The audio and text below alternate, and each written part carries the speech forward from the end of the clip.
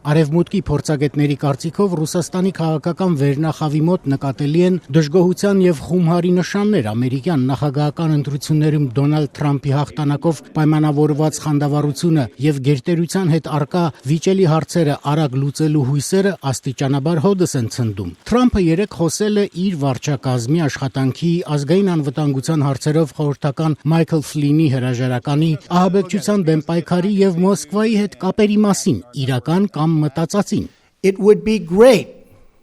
if we could get along with Russia, just so you understand that. Այս ամբողջ ռուսական պատմությունը հորինվածք, իդեպ շատ լավ կլիներ, եթե մենք կարողանայինք բնականոն հարաբերություններ ունենալ ռուսների հետ։ I've done nothing for Russia.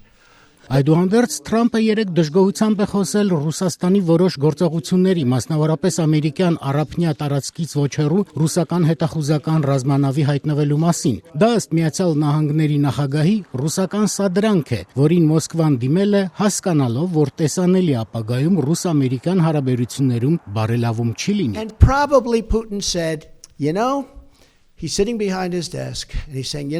Հավանաբար Պուտինը գիտակցում է, որ ինձ հետ գործարք կնքելու հնարավորություն չի լինի, քանի որ քաղաքական առումով ինձ ձեռնտու չէ գործարքը, ասել է Դոնալդ Թրամփը եւ ավելացրել. Եթե դուք Պուտինի տեղը լինեիք, հիմա կասեիք, ահա, վերադարձանք Ամերիկայի հետ հին խաղին, ընդհանրապես հնարավոր չէ, որ Թրամփը մեզ հետ աշխատի։ Միացյալ Նահանգների նախագահի փոխանցմամբ, եթե ինքը չափազանց կոշտ գործեր ռուսների հանդեպ, դա գուցե ոմանց կողոքեվորեր Ամերիկայում։ Երեկվա ելույթում Թրամփը վերստին պնդել է, որ ոչ մի բիզնես շահ չունի Ռուսաստանում։ Իմ անունից կարող եմ ասել, որ պարկ չունեմ Ռուսաստանում, վարկ չունեմ, գործարքներ չունեմ։ Նախագահ Պուտինը զանգահարել է եւ շատ սիրալիր շնորհավորել է ընտրվելու առիթով, ապա զանգահարել եւ շնորհավորել երթման առիթով, բայց դա են արել մեծ թվով ղեկավարներ, աշխարհի գրեթե բոլոր ղեկավարները, ասել է Թրամփը։ Գերմանական հանրային միջազգային հեռարձակողը Deutsche Welle-ն հրապարակել է ուշագրավ հաղորդագրություն, որի համաձայն Կրեմլը իշխանամետ ռուսական լրատվամիջոցներին կարգադրել է